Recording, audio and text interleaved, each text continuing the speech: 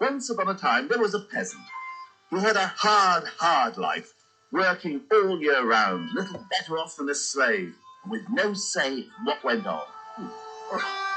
He was diseased, he was downtrodden, and he was dirty.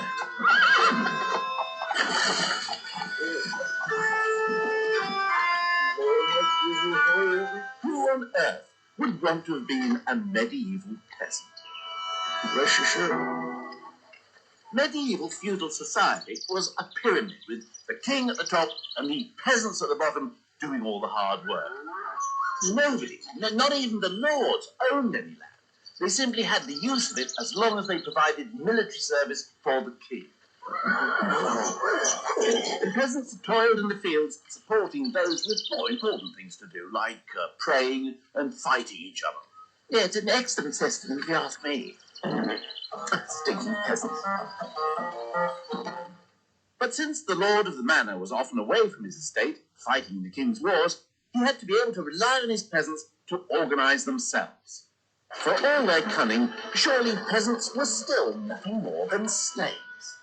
In the same way that the lord of the manor had to provide military service to the king, the peasants had to provide the lord of the manor with so many days' labour in return for the land they held for him.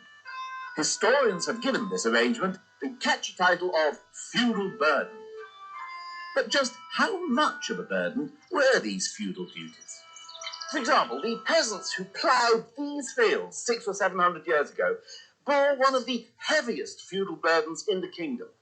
That is to say, they had to work for the lord of the manor for something like 50 to 60 days in the year to provide their accommodation and pay their taxes.